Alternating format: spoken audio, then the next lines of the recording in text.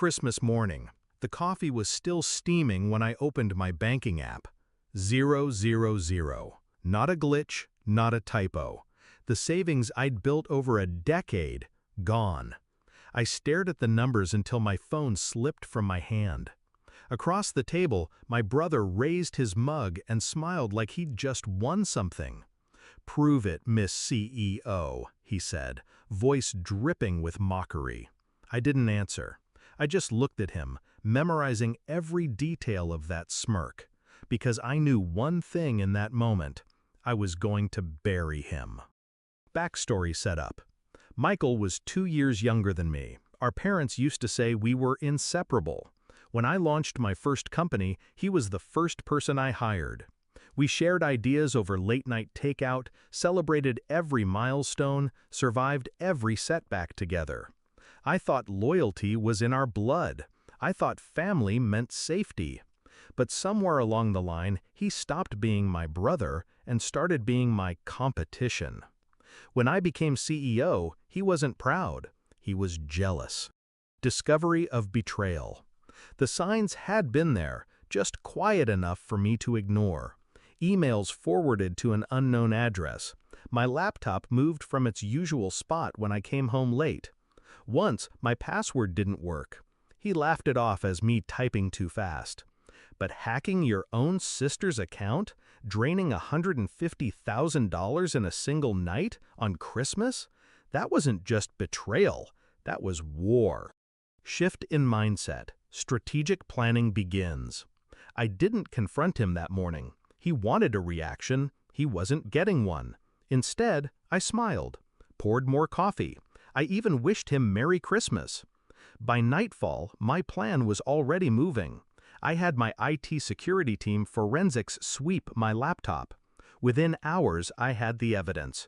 Remote access logs from his IP address. Timestamps matching the transfers. He'd been sloppy, overconfident. I gave him that, because overconfidence makes people blind. Execution of the plan. Step 1, freeze his accounts. All of them. Not just the ones tied to the stolen funds, but every bank, every trading platform, every payment processor. Step 2, file a confidential theft and cybercrime report. He wouldn't know until the authorities were ready to knock.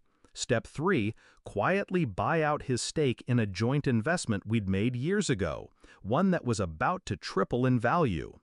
I paid him in the only currency he could touch now, cash.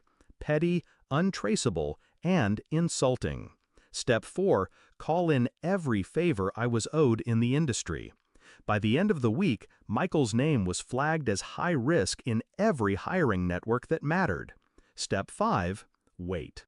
Climax and confrontation. Present moment returns. The waiting ended on the day he least expected it. A meeting he thought was private. A deal he thought would save him. I'd booked the conference room myself. He walked in wearing that same arrogant grin from Christmas morning until he saw me sitting at the head of the table. "What is this?" he asked, but his voice cracked. I slid the folder across the table. Inside, screenshots of every transfer, every login attempt, every file he'd accessed without permission. Cybercrime, I said softly. Wire fraud. Identity theft. The police call it a slam dunk. His hands tightened on the folder. "You wouldn't?" I leaned in. "You already know I would." The door opened. 2 men in dark suits stepped in, private investigators with the state attorney's office. Michael's face drained. That's when I saw it, the exact moment he realized the game was over. I didn't raise my voice. I didn't need to. "Here's the difference between us," I said. "You take what isn't yours. I take everything you think you still have." Resolution and emotional release. By the time they let him out, his accounts were frozen, his assets seized, and his name blacklisted from the industry for good. He'd never work in tech again, never touch a boardroom. And the $150,000?